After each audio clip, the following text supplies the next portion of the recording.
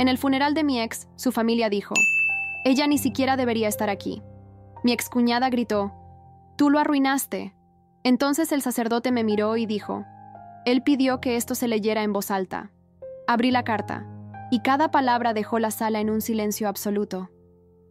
Raquel, si estás leyendo esto, significa que finalmente encontré el valor para hacer lo correcto. Mis manos temblaban mientras sostenía el papel amarillento. Quiero que toda mi familia sepa que fuiste la única que siempre vio la verdad, la única que me enfrentó cuando nadie más tuvo el coraje de hacerlo. Levanté la mirada por un momento. Los rostros de mis excuñados estaban pálidos, como si hubieran visto un fantasma. Mi exsuegra, doña Mercedes, quien minutos antes me había pedido que me retirara, ahora parecía haberse quedado sin aliento. Continué leyendo, aunque cada palabra era como un puñal que revivía los 5 años más dolorosos de mi vida. Conocí a Javier cuando ambos teníamos 28 años. Yo acababa de terminar mi maestría en administración y él heredaba la empresa familiar, una cadena de restaurantes bastante reconocida en Madrid. Fue amor a primera vista, o eso creí yo. Nos casamos después de solo 8 meses de noviazgo. Su familia nunca me aceptó completamente. Para ellos, yo era la advenediza, la mujer que no pertenecía a su círculo social, especialmente su hermana Laura, quien siempre me miraba con desdén y hacía comentarios sobre mi ropa o mi acento, ya que yo venía de un pequeño pueblo de Andalucía. Al principio, Javier me defendía. Me decía que no les hiciera caso, que con el tiempo me aceptarían. Pero poco a poco, él también comenzó a cambiar. Empezó a llegar tarde a casa, a cancelar nuestras citas, a mostrarse distante. Y luego vinieron las acusaciones, que si yo era demasiado demandante, que si no entendía la presión bajo la que él trabajaba, que si no apreciaba los sacrificios que hacía por mí. Una noche, después de otra cena familiar donde fui prácticamente ignorada, decidí confrontarlo. Le pregunté directamente si ya no me amaba. En lugar de responder, me acusó de ser paranoica. Me dijo que estaba imaginando cosas. Esa noche dormimos en habitaciones separadas. A la mañana siguiente, mientras Javier se duchaba, su teléfono sonó. Normalmente respetaba su privacidad, pero algo me impulsó a mirar. Era un mensaje de Laura. ¿Ya le dijiste a Raquel sobre el plan? Mamá está ansiosa por empezar la renovación del ático para cuando ustedes se muden. ¿Mudarnos? ¿De qué estaba hablando? Javier nunca había mencionado ningún plan de mudanza. Esa noche le pregunté sobre el mensaje. Se puso furioso, acusándome de espiar su teléfono. Finalmente, entre gritos, me confesó la verdad. Su madre había decidido que debíamos mudarnos al edificio familiar, a un ático que estaban renovando para nosotros. No me había consultado porque sabía que yo me negaría. Nuestra casa, la que habíamos comprado juntos con tanto esfuerzo, la que yo había decorado con tanto amor, debía ser vendida. «No vamos a vender nuestra casa», le dije firmemente. «Este es nuestro hogar, no el de tu madre». «Mi madre solo quiere lo mejor para nosotros», respondió, evitando mirarme a los ojos. «No, tu madre quiere controlarnos, y tú se lo estás permitiendo». Lo que siguió fue nuestra peor pelea. Me acusó de no respetar a su familia, de ser malagradecida. Yo le recriminé su falta de coraje para defender nuestro matrimonio, nuestra independencia. Esa noche, descubrí que llevaba meses permitiendo que su madre tomara decisiones sobre nuestra vida sin consultarme. Al día siguiente, cuando regresé del trabajo, encontré a doña Mercedes sentada en mi sala, con Laura a su lado. Habían entrado usando la llave que le habíamos dado a Javier para emergencias. «Raquel», dijo doña Mercedes con ese tono condescendiente que tanto detestaba, «creo que es hora de que tengamos una conversación de mujer a mujer. En esta casa, las mujeres Fernández tenemos ciertas tradiciones», continuó doña Mercedes mientras miraba con desdén mi decoración. «Por generaciones, hemos mantenido a la familia unida, viviendo cerca unos de otros. Es lo que siempre hemos hecho. Con todo respeto, doña Mercedes, Javier y yo decidimos tener nuestro propio hogar cuando nos casamos», respondí, intentando mantener la calma. Laura soltó una risita burlona. «¿Decidieron? Fue un capricho tuyo que mi hermano te permitió. Pero ya es hora de que las cosas vuelvan a su curso natural». Me quedé paralizada, no por miedo, sino por la indignación. ¿Cómo se atrevían a entrar en mi casa y hablarme así? En ese momento, comprendí que no solo estaba luchando por mi matrimonio, sino por mi dignidad. «Les voy a pedir amablemente que se retiren de mi casa», dije con una firmeza que sorprendió incluso a mí misma. Doña Mercedes se puso de pie, alisando su falda como si estuviera quitando polvo de ella. Raquel, no seas terca. Todo sería más fácil si simplemente aceptaras lo que es mejor para todos. Javier siempre ha sido un buen hijo, y sé que al final hará lo correcto. Cuando se fueron, llamé inmediatamente a Javier. No contestó. Le dejé un mensaje exigiendo una explicación sobre por qué había dado permiso a su madre y hermana para invadir nuestro hogar. 2 horas más tarde, recibí un mensaje de texto. Mamá solo quiere ayudar. Por favor, no la hagas sentir mal. Esa noche, cuando finalmente llegó a casa, lo enfrenté. Su respuesta me heló la sangre. He estado pensando, y quizás mamá tiene razón. Podríamos ahorrar mucho dinero viviendo en el ático familiar. ¿Y qué hay de nuestra independencia, Javier? ¿Qué hay de las decisiones que tomamos juntos? Desvió la mirada. Las circunstancias cambian, Raquel. La empresa no está pasando por su mejor momento. Necesitamos ser prácticos. ¿Por qué no me habías dicho nada sobre problemas en la empresa? Se encogió de hombros. No quería preocuparte, pero algo en su actitud me decía que había más, mucho más que no me estaba contando. Al día siguiente, decidí visitar a mi amiga Elena, quien trabajaba como contadora en la empresa de la familia de Javier. Nos conocíamos desde la universidad y confiaba plenamente en ella. Nos encontramos en una cafetería lejos de la oficina. Elena parecía nerviosa, mirando constantemente a su alrededor como si temiera ser vista. Raquel, no debería estar diciéndote esto, susurró después de que le conté sobre la insistencia de mudarme al edificio familiar. Pero creo que mereces saberlo. La empresa no está en problemas financieros. De hecho, está teniendo uno de sus mejores años. Entonces, ¿por qué Javier me diría lo contrario? Elena dudó antes de responder. Hay rumores. Dicen que doña Mercedes está planeando una especie de reorganización familiar. Ha estado presionando a todos sus hijos para que vivan en el edificio familiar. Incluso ha modificado su testamento. ¿Su testamento? ¿Qué tiene que ver eso con nosotros? Aparentemente, está dejando acciones de la empresa solo a aquellos que demuestren lealtad familiar. Y según ella, eso significa vivir bajo su supervisión directa. Sentí como si me hubieran dado una bofetada. No se trataba de problemas financieros ni de tradiciones familiares. Era una manipulación descarada, usando el dinero como forma de control. Esa misma tarde, mientras Javier estaba en una reunión, fui a su oficina con la excusa de llevarle unos documentos que había olvidado en casa. Su secretaria, quien siempre había sido amable conmigo, me dejó esperarlo en su despacho. Mientras esperaba, no pude evitar notar una carpeta sobre su escritorio titulada Reorganización familiar. La curiosidad pudo más que mi respeto por su privacidad. Abrí la carpeta y lo que encontré confirmó mis peores sospechas.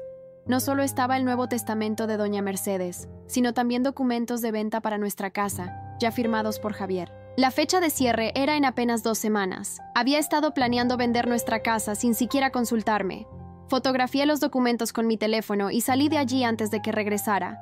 Esa noche lo enfrenté con las evidencias. En lugar de disculparse, Javier explotó. ¡Espiaste mi oficina!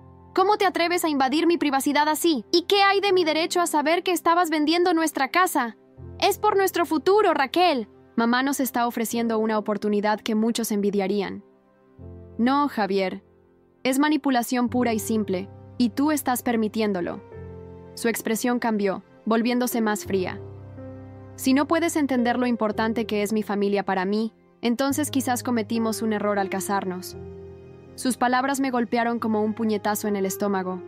¿Es eso lo que realmente piensas? ¿Después de 5 años juntos? Lo que pienso es que necesitas decidir. O aceptas mudarte al edificio familiar, o tendremos que reconsiderar nuestro matrimonio. Esa noche dormí en el sofá, incapaz de compartir la cama con alguien que me había traicionado tan profundamente. A la mañana siguiente, tomé una decisión que cambiaría nuestras vidas para siempre. Llamé a un abogado. Si Javier quería guerra, la tendría. Lo que no esperaba era recibir una llamada de Elena apenas 2 días después. Raquel, tienes que venir a la oficina. Ahora mismo, su voz sonaba urgente, casi aterrorizada. ¿Qué sucede? Encontré algo mientras revisaba las cuentas de la empresa. Algo que no debería haber visto. Es sobre Javier. Y creo que explica por qué su madre está tan desesperada por tenerlos a todos bajo su control.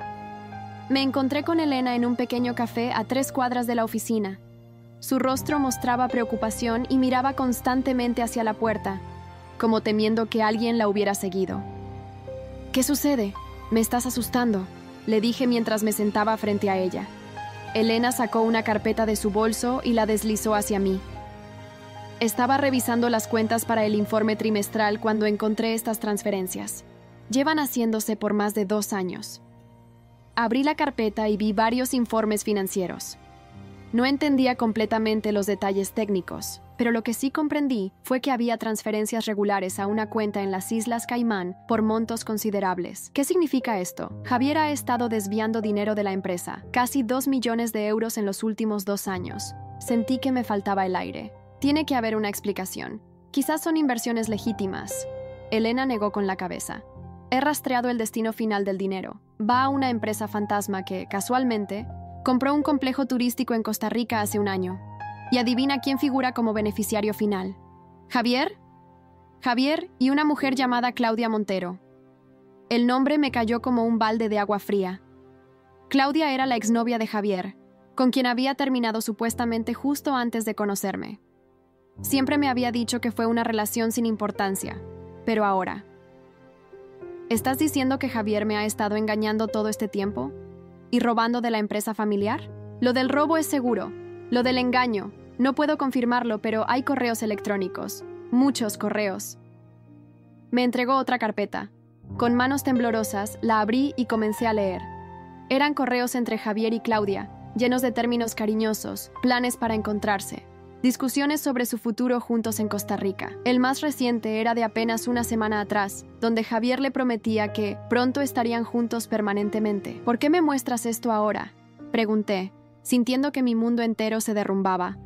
Porque doña Mercedes se enteró, no sé cómo, pero lo descubrió hace 1 mes. Por eso está tan desesperada por tener a todos sus hijos bajo su control. Está tratando de evitar un escándalo mientras decide qué hacer. Todo comenzaba a tener sentido. La insistencia de mudarnos al edificio familiar, la reorganización del testamento, la presión constante. No se trataba de tradiciones familiares ni de mantener el patrimonio unido. Era una forma de mantener vigilado a Javier mientras encontraban una solución que no manchara el nombre de la familia. Y yo soy solo un daño colateral en todo esto, murmuré. No exactamente. Creo que doña Mercedes piensa que tú podrías descubrirlo, y por eso quiere tenerte cerca también, para controlarte. Salí de aquella cafetería con una mezcla de emociones que nunca había experimentado. Rabia, traición, dolor, pero también una extraña sensación de claridad. Por primera vez en meses, veía la situación con total nitidez. Esa misma tarde, empaqué algunas de mis pertenencias más importantes y me mudé temporalmente a casa de mi hermana. No le dije a Javier dónde estaba. Necesitaba tiempo para pensar, para planificar mi próximo movimiento. 3 días después, recibí la primera llamada de Javier. Sonaba desesperado. Raquel, ¿dónde estás? Vuelve a casa, por favor. ¿Podemos hablar de todo esto? ¿De qué exactamente quieres hablar, Javier? ¿De cómo planeabas vender nuestra casa sin consultarme? ¿O quizás de Claudia y tu maravillosa propiedad en Costa Rica? Se hizo un silencio al otro lado de la línea. ¿Cómo? ¿Cómo sabes eso? Eso no importa. Lo que importa es que durante 5 años me has estado mintiendo. Me usaste como una fachada mientras planeabas tu vida con otra mujer. No es lo que parece, Raquel. Puedo explicarlo todo. Ahórrate las explicaciones. Hablaré con mi abogado y te contactaré para los trámites del divorcio. Las llamadas no cesaron. Javier, Laura, incluso doña Mercedes intentaron contactarme en los días siguientes. Bloqueé sus números. Mi abogado, un hombre serio llamado Martín Vega, me aconsejó mantener distancia mientras preparábamos nuestra estrategia. Con la evidencia que tenemos, podríamos no solo asegurar un divorcio favorable, sino también posiblemente negociar un acuerdo de confidencialidad que te beneficie, me explicó en su despacho. La familia no querrá que sus asuntos sucios salgan a la luz. No quiero su dinero, respondí firmemente. Solo quiero liberarme de ellos y seguir con mi vida. Entiendo el sentimiento, pero considera tu futuro. Has invertido 5 años en este matrimonio, y él te ha traicionado de la peor manera posible. Mereces una compensación. Mientras consideraba mis opciones, recibí una visita inesperada en el apartamento de mi hermana. Era Elena, pálida y con aspecto de no haber dormido en días. Me despidieron, anunció apenas le abrí la puerta. Alguien descubrió que copié los documentos. No dijeron que fue por eso, por supuesto. Inventaron una excusa sobre recortes de personal. La invité a pasar y le serví un té. Me sentía terrible por haberla puesto en esa situación. Lo siento mucho, Elena. Esto es mi culpa. Negó con la cabeza. No, Raquel. Hice lo que creía correcto. pero hay algo más que debes saber. Creo que están planeando algo contra ti. ¿Qué quieres decir? Escuché a Laura hablando por teléfono justo antes de que me despidieran. Decía algo sobre asegurarse de que ella no pueda usar nada de esto. Sonaba amenazante. Un escalofrío recorrió mi espalda. Conocía lo suficiente a la familia Fernández para saber que protegerían su nombre y fortuna a cualquier costo. Al día siguiente descubrí lo que planeaban. Recibí un correo electrónico de un remitente anónimo con un archivo adjunto. Eran fotos mías, manipuladas digitalmente para hacerme aparecer en situaciones comprometedoras con diferentes hombres. Junto con las fotos había un mensaje. Si sigues adelante con el divorcio y hablas de lo que crees saber, estas imágenes llegarán a todos tus contactos profesionales. Tú decides si quieres arruinar tu reputación. Inmediatamente reenvié el correo a mi abogado, quien confirmó lo que ya sospechaba. Era un intento de chantaje claramente orquestado por la familia. Esto solo fortalece nuestra posición, me aseguró. Demuestra que están dispuestos a todo, pero algo había cambiado en mí. Ya no sentía miedo. La rabia inicial se había transformado en una determinación fría y calculada. Decidí que no iba a huir ni a esconderme. Era hora de enfrentarlos en su propio terreno. Quiero verla, le dije a mi abogado una semana después, mientras repasábamos la estrategia para el divorcio. ¿A quién?, preguntó Martín, levantando la vista de los documentos. A doña Mercedes. Quiero hablar con ella cara a cara. Martín me miró como si hubiera perdido la razón. Raquel, con todo respeto, eso no es aconsejable en absoluto. Están intentando intimidarte. Han falsificado fotos tuyas. ¿Y tú quieres ponerte directamente en su camino? Precisamente por eso. Quiero que vea que no me han quebrado, que no pueden controlarme con amenazas. Después de mucha insistencia, Martín accedió a arreglar un encuentro en terreno neutral, la oficina de su despacho de abogados. Para mi sorpresa, doña Mercedes aceptó de inmediato. El día del encuentro, me vestí cuidadosamente. Un traje sastre azul marino, el cabello recogido, maquillaje discreto. Quería proyectar seguridad y profesionalismo. Martín estaría presente durante toda la reunión, a petición mía. Doña Mercedes llegó puntual, vestida de negro como si asistiera a un funeral. Nos saludamos con una frialdad cortés y tomamos asiento en la sala de conferencias. Agradezco que haya aceptado reunirse conmigo, comencé, decidida a llevar las riendas de la conversación. La familia siempre ha sido mi prioridad, respondió ella con ese tono condescendiente que tanto detestaba. Y a pesar de todo, tú sigues siendo parte de ella, al menos por ahora. Sobre eso quería hablarle. Sé lo de Javier y Claudia. Sé lo del dinero que ha estado desviando, y sé que usted también lo sabe. Su expresión no cambió, pero noté cómo sus manos, cruzadas sobre su regazo, se tensaban ligeramente. No sé de qué estás hablando, querida. Siempre has tenido una imaginación muy activa. Tengo pruebas, doña Mercedes. Documentos, transferencias, correos electrónicos, todo. ¿Y qué piensas hacer con esas supuestas pruebas? ¿Arruinar el nombre de nuestra familia? ¿Destruir una empresa que da trabajo a más de 100 personas? Eso depende enteramente de ustedes, respondí con calma. No busco venganza ni dinero. Solo quiero mi libertad y que se me trate con respeto. El respeto hay que ganárselo, replicó, inclinándose ligeramente hacia adelante. Y francamente, Raquel, tú nunca encajaste en esta familia. Siempre lo supimos. Sin embargo, me mantuvieron cerca durante 5 años. ¿Sabe por qué creo que lo hicieron? Porque Javier necesitaba una esposa respetable mientras mantenía su doble vida, y usted lo permitió, incluso lo facilitó. Por primera vez, vi a doña Mercedes perder la compostura. Sus mejillas se tiñeron de rojo, y sus ojos brillaron con furia apenas contenida. Tú no sabes nada de los sacrificios que he hecho por esta familia. Nada. He dedicado mi vida entera a proteger lo que mis padres y mis abuelos construyeron. Y si eso significa soportar ciertos arreglos temporales, que así sea. ¿Arreglos temporales? ¿Así es como llama a la infidelidad de su hijo? ¿Al robo sistemático de fondos de la empresa familiar? Javier ha cometido errores, pero sigue siendo mi hijo, y te aseguro que está arrepentido. Solté una risa amarga. No está arrepentido de lo que hizo, está arrepentido de haber sido descubierto. Y ahora todos ustedes están desesperados por encubrir el escándalo. Doña Mercedes se reclinó en su asiento, estudiándome con una mirada calculadora. ¿Qué es lo que quieres exactamente, Raquel? Todos tienen un precio. Como le dije, no quiero su dinero. Quiero un divorcio rápido, justo, y que me dejen en paz para reconstruir mi vida, nada más. ¿Y las pruebas que dices tener? Se quedarán guardadas, siempre y cuando no intenten nada contra mí, ni ahora ni en el futuro. Vi cómo consideraba mis palabras, evaluando sus opciones. Finalmente, asintió lentamente. Podríamos llegar a un acuerdo, pero necesito tu palabra de que esto quedará entre nosotros. Tiene mi palabra, con una condición. Quiero escucharlo directamente de Javier. Quiero que me diga la verdad a la cara, sin más mentiras. Eso no será Nese. Es mi única condición, la interrumpí firmemente. O habló con él, o las pruebas llegarán a la policía y a la prensa esta misma tarde.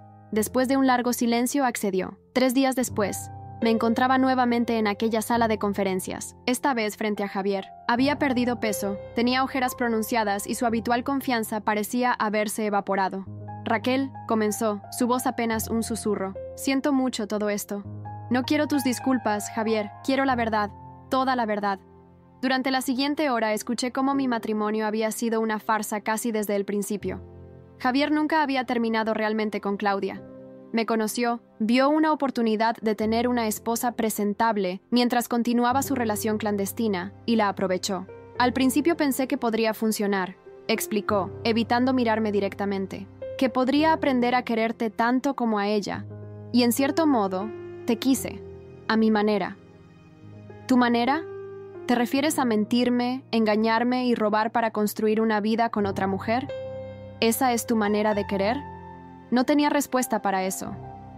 ¿Y el dinero? ¿Cuánto has desviado exactamente? Javier miró nerviosamente hacia la puerta, como si temiera que alguien pudiera escucharnos a pesar de que estábamos solos. Casi 3 millones de euros en total. La cifra me dejó sin aliento.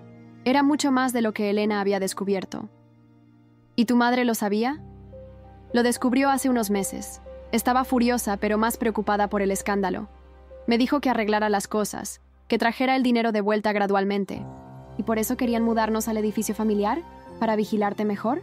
Asintió lentamente. Mamá pensó que si estábamos todos bajo el mismo techo, podría controlar mejor la situación mientras encontrábamos una solución. ¿Y yo? ¿Cuál era el plan para mí? Javier finalmente me miró a los ojos, y vi en ellos una mezcla de vergüenza y resignación. Eventualmente, pediría el divorcio. Mamá se encargaría de que fuera lo más discreto posible. Recibirías una compensación generosa a cambio de tu silencio. ¿Y Claudia? Después de un tiempo prudencial, anunciaríamos mi nueva relación. Nadie sospecharía nada. La frialdad con la que describía estos planes me dejó helada. Durante 5 años, había compartido mi vida con un completo extraño. ¿Por qué, Javier? Si nunca me amaste realmente, ¿por qué casarte conmigo? Porque eras perfecta, inteligente, educada, presentable, el tipo de esposa que la familia esperaba que tuviera, mientras que Claudia no era lo suficientemente buena para los Fernández. Completé su frase. No lo entiendes. En mi posición hay ciertas expectativas, ciertas responsabilidades. ¿Y una de esas responsabilidades es mentir y manipular a las personas que supuestamente amas? No respondió. Salí de aquella reunión sintiendo un extraño alivio. Por fin tenía la verdad, por dolorosa que fuera. En las semanas siguientes, mi abogado y el de la familia Fernández negociaron los términos del divorcio. Tal como había prometido, no exigí más que lo justo. La mitad del valor de nuestra casa, que Javier ya había vendido sin mi consentimiento, y una compensación modesta por los años perdidos. A cambio, firmé un acuerdo de confidencialidad. No hablaría públicamente sobre las verdaderas razones del divorcio, ni sobre los fondos desviados por Javier. Las pruebas que tenía quedaron en una caja de seguridad, como un seguro en caso de que intentaran algo contra mí en el futuro. El divorcio se finalizó 6 meses después, sin escándalos ni publicidad. Para el mundo exterior, simplemente nos habíamos distanciado. Diferencias irreconciliables, decían los papeles. Con el dinero de la compensación, alquilé un pequeño apartamento y comencé a reconstruir mi vida.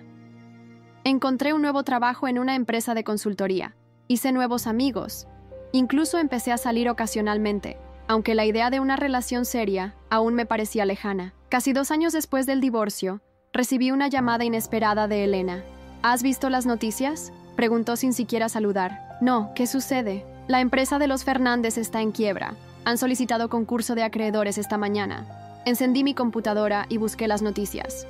Efectivamente, Restaurantes Fernández S.A. había solicitado protección por insolvencia. Los reportes mencionaban malas inversiones y problemas de gestión. Pero yo sabía la verdadera razón. Los millones que Javier había desviado nunca habían regresado. ¿Sabes algo más?, le pregunté a Elena. Solo rumores. Dicen que Javier desapareció hace una semana y que doña Mercedes ha tenido que ser hospitalizada por problemas de salud. Debería haber sentido satisfacción, incluso alegría al ver caer a quienes tanto daño me habían causado.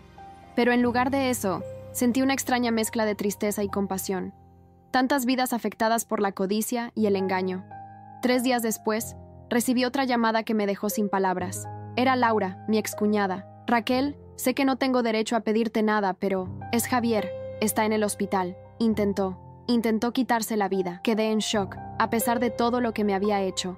Nunca había deseado algo así. Lo siento mucho, Laura.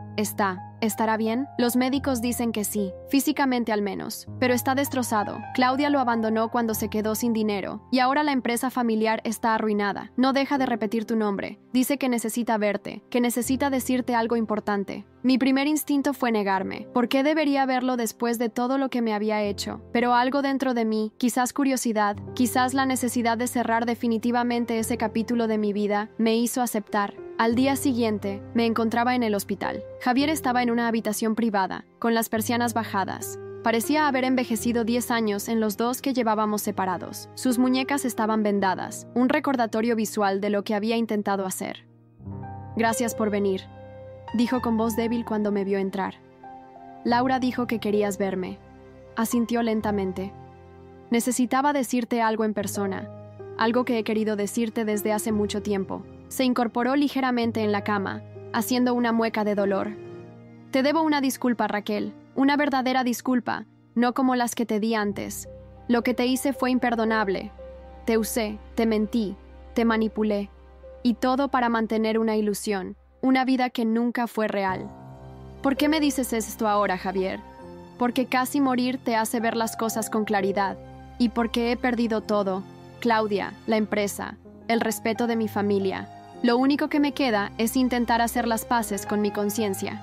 Habló durante casi 1 hora. Me contó cómo todo había comenzado como un pequeño desvío de fondos, solo un préstamo, se había dicho a sí mismo, pero pronto se convirtió en más y más, alimentando un estilo de vida insostenible con Claudia. Cuando ella lo dejó al enterarse de la quiebra inminente, se dio cuenta de la magnitud de lo que había perdido, no solo materialmente, sino emocionalmente. Lo más triste, concluyó con lágrimas en los ojos, es que creo que podría haberte amado de verdad si me hubiera dado la oportunidad, si no hubiera estado tan obsesionado con mantener 2 vidas paralelas.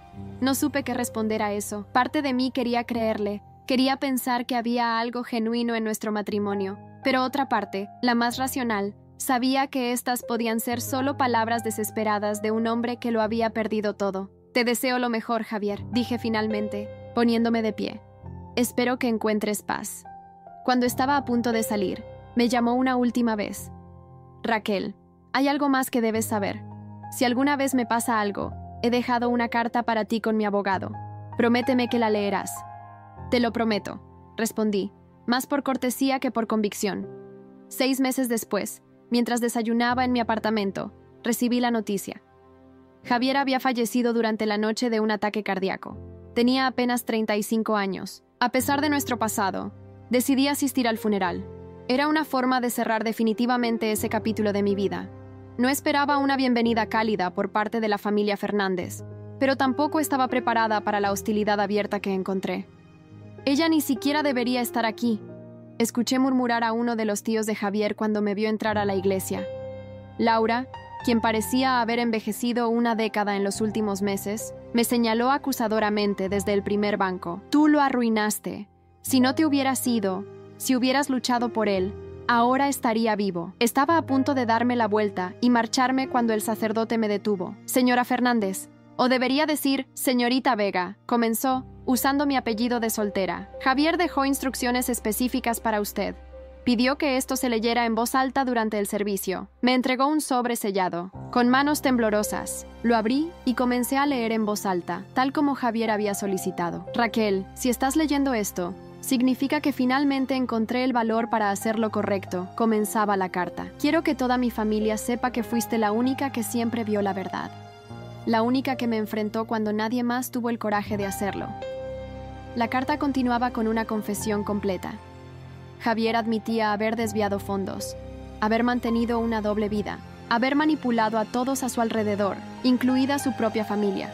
Pero también expresaba un arrepentimiento genuino, no solo por sus acciones, sino por el daño que había causado.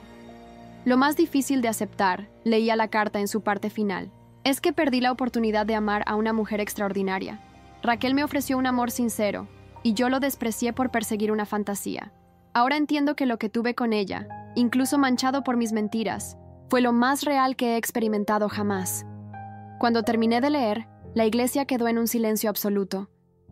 Doña Mercedes, sentada en primera fila, me miraba con una expresión indescifrable. Laura había enterrado el rostro entre las manos. Doblé cuidadosamente la carta y la guardé en mi bolso. Luego, sin decir una palabra más, salí de la iglesia y regresé a mi vida. Han pasado 5 años desde el funeral de Javier. A veces pienso en él, en lo que pudo haber sido si las circunstancias hubieran sido diferentes, si ambos hubiéramos tomado decisiones distintas. Pero ya no hay dolor en esos pensamientos, solo una especie de nostalgia melancólica por lo que nunca fue.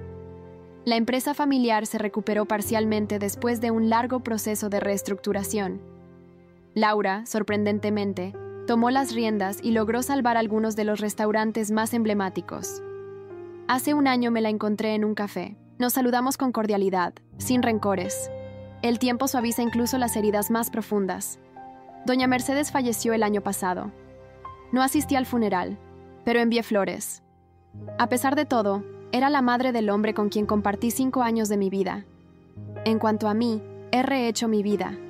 Ahora dirijo mi propia consultora. Me casé hace 2 años con un profesor universitario que me ama por quien soy, y estamos esperando nuestro primer hijo.